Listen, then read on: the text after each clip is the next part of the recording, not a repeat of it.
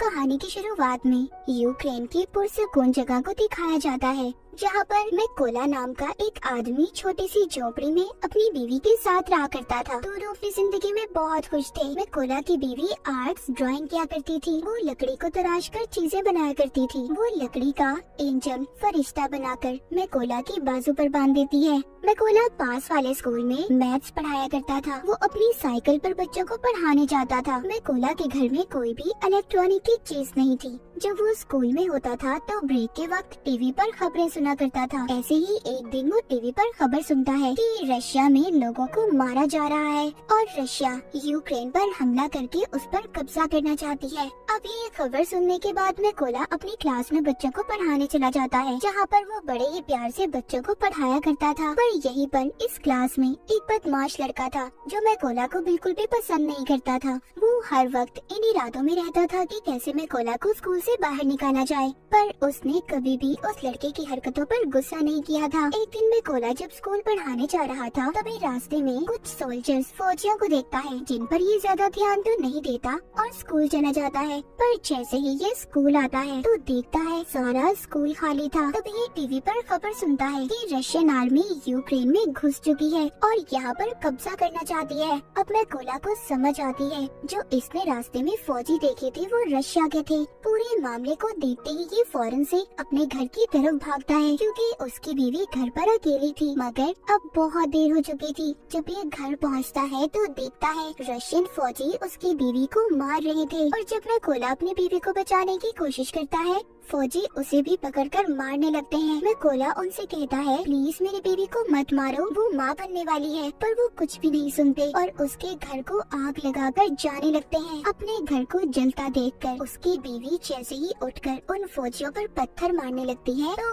एक रशियन फौजी उस पर गोली चला देता है, जिसकी वजह से मैकोला की बीवी मर चुकी थी। मैकोला अपनी बीवी की लाश के पास बैठकर जोर जोर से रोता है। तभी तो यूक्रेन के फौजी आते हैं। वो उसकी पहचान करने के बाद उसकी बीवी की मौत पर बहुत अफसोस कर रहे थे और उसकी बीवी के लिए कब्र खोदकर मैकोला से कहते हैं कि अपनी बीवी को यहाँ पर दफना दो। अब मैकोला अपनी बीवी को दफनाकर अपने घर को देख रहा था। रशियन फौजियों ने उसकी बीवी को भी मार दिया था और उसके घर को भी जला दिया था, इसीलिए अब वो बदले की आग में जल रहा था। वो रशियन फौज से बदला लेना चाहता था, इसीलिए अब वो यूक्रेन के फौजियों से कहता है कि प्लीज मुझे भी आर्मी में शामिल कर ले, मैं भी फौजी बनना चाहता हूँ। ये सुनकर वो फौजी मैकोला को अपने साथ ले गए थे, पर जाने से पहले मैकोला अपने पास लकड़ी का एंजल रख लेता है जो उसकी बीवी ने उसकी हिफाजत के लिए बनाया था। जब ये बेस पर आता है तो यहाँ के कमांडर इसको आर्मी में शामिल नहीं करते, कहते हैं कि क्या पता ये कोई जासूस भी हो सकता है। पर मैकोला कमांडर को बताता है कि रशिया की फौज ने मेरी आंखों के सामने मेरे घर को जला दिया और मेरी बीवी को भी मार दिया, इसीलिए मेरे पास जीने की अब कोई वजह नहीं है। मैं रशिया की फौज को मार कर ही सुकून का सांस लूंगा।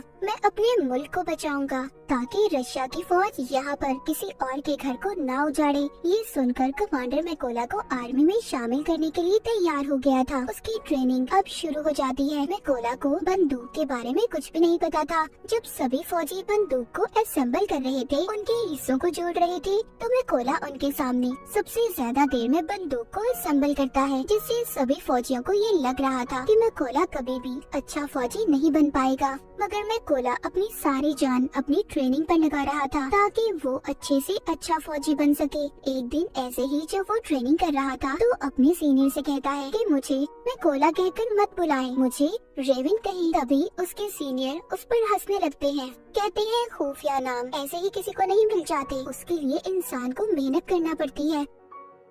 अब मैकोला पूरी जान से ट्रेनिंग कर रहा था। रात को जब सभी सिपाही सो रहे होते थे तो तब भी मैकोला अपनी प्रैक्टिस करता रहता था। एक दिन उनका कमांडर सबसे कहता है कि हमारे पास स्नाइपर निशानेबाज की कमी है, कौन है जो तुम में से स्नाइपर बनना चाहता है? इनमें से बहुत कम लोग थे जो अपना हाथ ऊपर करते हैं। इन्हीं में से मैकोला भी था जो अपना हाथ ऊपर करता है। सभी उसे देखकर हंस रहे थे। कमांडर उसे कहता है तुम्हें तो बंदूक भी सही तरह से असेंबल नहीं करने आती, तो तुम क्या स्नाइपर बनोगे। मैकोला कहता है मैं एक अच्छा स्नाइपर बन सकता हूँ, आप मेरा कोई भी टेस्ट ले सकते हो। कमांडर उसको टेस्ट लेते हुए कहता है कि तुम्हें सिर्फ 20 सेकंड में इस बंदूक को असेंबल करना होगा। अब मैकोला अपनी आंखों पर पट्टी बांधकर बंदूक को जोड़ना शुरू करता है और सिर्फ 18 सेकंड में उसने बंदूक को असेंबल कर दिया था। ये देखकर सभी हैरान हो गए थे। जो लोग पहले इस पर हंस रहे थे वो अब इसके लिए तालियां बजा रहे थे। इसके बाद मैकोला की स्नाइपर की ट्रेनिंग शुरू हो गई थी। वो जी जान लगाकर स्नाइपर की ट्रेनिंग कर रहा था। वो दिन भी आ गया था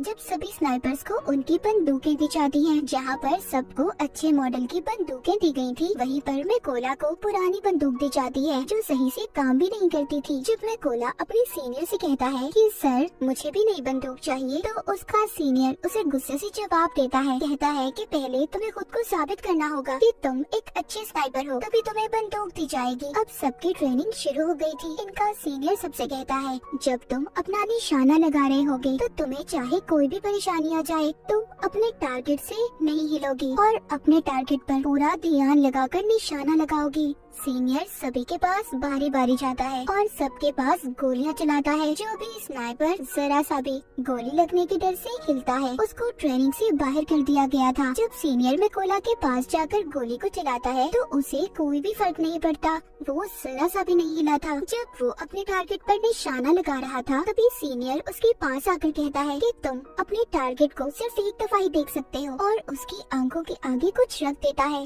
अब मैकोला जब निशाना लगाता है तो उसका निशाना चूक गया था, मगर सब जानते थे कि अगर मैकोला को नई बंदूक दी जाती और आंखों के आगे कुछ न आता तो उसका निशाना लग जाता। रात को स्नाइपर का नाइट शूट टेस्ट होता है जिसमें इन्हें रात के अंधेरे में अपने टारगेट को देखकर उस पर निशाना लगाना था। ये फ्लेयर गन को चलाकर सबको एक ही बार उनका टारगेट दिखाया जाता है। सब निशाना लगाते हैं पर मैकोला निशाना नहीं लगाता। वो अपने दिमाग में फासले को देखकर मीटर का अंदाजा लगाकर फिर निशाना लगाता है, जिससे उसका निशाना बिल्कुल ठीक लगता है, जो आज तक किसी ने नहीं किया था। वो मैकोला ने कर दिखाया था। सबका अब रिजल्ट आ चुका था। सीनियर मैकोला को सैल्यूट करता है और कहता है तुम पास हो चुके हो। जिसके बाद कर्नल मैकोला से कहते हैं अपने सभी जरूरी सामान को पैक कर लो, तुमने एक जरूरी मिशन पर जाना है। मैकोला का पहला मिशन ये था कि पास ही एक चेक पॉइंट पर रशियन आर्मी ने कब्जा किया हुआ था, जिसको इन लोगों ने उनसे छुड़वाना था। मैकोला अपने साथियों के साथ उस जगह पर पहुंच जाता है। इन सबको एक एक टारगेट दिया गया था। सभी अपनी पोजीशंस ले लेते हैं जहां पर बैठकर इन्होंने निशाना लगाना था। जब ये इन पर शूट करने वाले थे तो देखते हैं एक गाड़ी चेक पॉइंट की तरफ जा रही थी। कर्नल सबको गोली चलाने से मना करते हैं। वहीं पर रशियन आर्मी गाड़ी को रोक लेती है, जिसमें एक कपल कहीं पर जा रहा था। रशियन आर्मी ने उन लोगों का पासपोर्ट ले लिया था और उन्हें काफी बुरी तरह से मारने लगते हैं। ये देखकर कर्नल सभी स्नाइपर को गोलियां चलाने का कहता है और एक ही झटके में सभी स्नाइपर रशियन आर्मी को मार गिराती है। इनका पहला मिशन पूरा हो गया था। ये सभी खुशी खुशी अपने बेस पर वापस आ गए थे। जब मैकोला अपने बाकी साथियों को देखता है तो वहाँ पर कोई भी नहीं था। उसे पता चलता है कि वो दूसरे मिशन पर है। मैकोला को ये भी पता चल गया था कि उस मिशन में इसके बहुत से साथी भी मर गए हैं और उन सबको एक ही रशियन स्नाइपर ने मारा है, जो रशियन आर्मी का सबसे बेहतरीन स्नाइपर है। कुछ दिन के बाद इनका दूसरा मिशन भी शुरू हो गया था। ये सभी उस जगह पर पहुंच जाते हैं जहां पर रशियन आर्मी कब्जा करने वाली थी।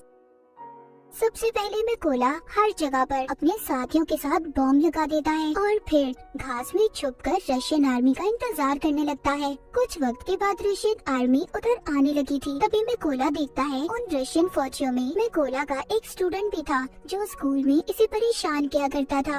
ये वही बदमाश लड़का था और अब वो रशियन आर्मी में शामिल हो चुका था। जैसे ही कर्नल इन्हें शूट करने का कहते हैं तो मैकोला थोड़ा सा घबरा गया था, क्योंकि ये अपने स्टूडेंट को मारना नहीं चाहता था। पर फिर भी ये अपने सभी जज्बात को साइड पर रखकर गोली बम वाली जगह पर चला देता है, जिससे बहुत बड़ा धमाका होता है। सभी रशियन फौजी मारे जा चुके थे। बाद में कर्नल जब मैकोला के पास आते हैं तो पूछते हैं तुम क्या सोच रहे थे। मैकोला बताता है कि उन रशियन फौजियों में मेरा एक स्टूडेंट भी था। कर्नल कहते हैं कि वो उस लड़के ने चुना है कि वो गद्दारों में शामिल हो गया, इसीलिए तुम्हें उसके लिए बुरा मानने की जरूरत नहीं है। इसके बाद ही वापस से बेस पे आ चुके चुके थे। कर्नल ज्यादातर अपना वक्त अपने कोला के साथ ही गुजारते थे, क्योंकि अब कर्नल पूरी तरह से मैकोला पर यकीन करने लगे थे। कर्नल मैकोला को बताते हैं कि मेरी 2 बेटियां हैं और उन्हें नहीं पता कि मैं आर्मी में कर्नल की पोस्ट पर हूँ। उनको मैं ये कह कर आया हूँ कि मैं बहुत बड़ा बिजनेस करता हूँ और मेरी बीवी ने भी मेरी बेटियों को नहीं बताया। ये सुनकर मैकोला भी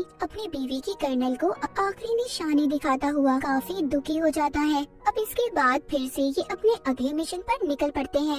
ये लड़ाई काफी बड़ी थी। सभी स्नाइपर्स छुपने के लिए एक गहरी खाई खोदते हैं और उसमें अपनी पोजीशंस ले लेते हैं। ये यहाँ पर इसलिए आए थे क्योंकि इन्हें पता चल गया था कि रशिया के कुछ फौजी यहाँ पर कब्जा करना चाहते हैं। यहीं पर कर्नल भी मैकोला के साथ थे। तभी यहाँ पर मैकोला देखता है उनमें वो फौजी भी था जिसने इसकी बीवी पर गोली चलाई थी। वो मैकोला के बिल्कुल निशाने पर था। कर्नल से पूछता है क्या मैं इस पर गोली चला सकता हूँ? कर्नल कहता है नहीं। मैकोला फिर पूछता है क्या मैं इस पर गोली चला सकता हूँ, क्योंकि वो अपनी बीवी का बदला लेना चाहता था। मैकोला का तो मिशन ही यही था कि वो अपनी बीवी का बदला लेना चाहता था। वो खुद पर कंट्रोल नहीं कर पाता और उस फौजी पर गोली चला देता है। पर इसके बाद रशियन आर्मी को इनका पता चल चुका था। कर्नल मैकोला से कहते हैं ये तुमने क्या किया? तभी एक स्नाइपर कर्नल पर शूट करके उसे भी मार देता है। सब रशियन फौजी इन पर बॉम्ब फेंकने लगते हैं। मैकोला कर्नल की लाश को बेस पर ले आया था, पर बहुत ज्यादा दुखी था क्योंकि उसकी गलती की वजह से कर्नल मारा जा चुका था।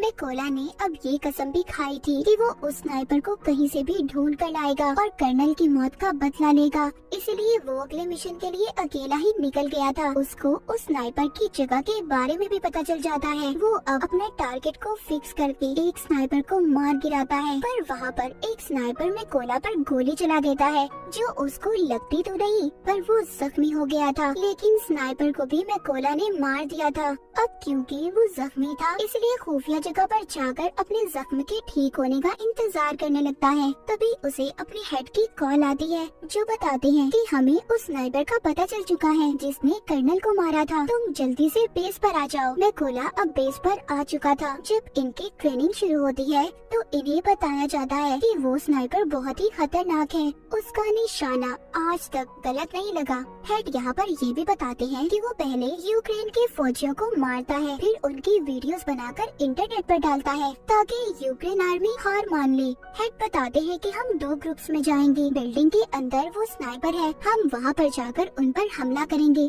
तभी मौके का फायदा उठाकर मैकोला उस स्नाइपर को मार देगा। प्लान बन जाने के बाद ये सब लोग ऐसा ही करते हैं। सभी उस जगह पर जाकर अपनी अपनी पोजीशंस ले लेते हैं और ये रशियन का ध्यान भटकाने में कामयाब हो जाते हैं। और मैकोला इसी बात का फायदा उठाकर अंदर जाकर रशियन स्नाइपर को मार देता है। मैकोला अपने साथियों से कहता है कि मेरा रास्ता साफ कर दो। ये सुनकर सभी मैकोला के साथी रशियन आर्मी पर गोलियां चलाकर उन्हें मार देते हैं। अब अंदर जो स्नाइपर छुपकर बैठा था जिसको मैकोला मारने आया था, वो सोचता है कि कोई भी फौजी उसकी बात का जवाब नहीं दे रहा। जब ये ऊपर छत पर चेक करने जाता है तो वहाँ पर जो रशियन स्नाइपर था वो मर चुका था। ये देखकर वो वापस से अपनी पोजीशन पर आ जाता है। जब वो सामने मैकोला की बीवी का बनाया हुआ एंजल देखता है तभी मैकोला ऊपर से छलांग लगाकर उस स्नाइपर को मार देता है। जब दूसरी स्नाइपर को थोड़ी आवाज आती है तभी मैकोला उसके पास भी एक बॉम्ब फेंकता है और उस स्नाइपर का काम भी तमाम हो चुका था।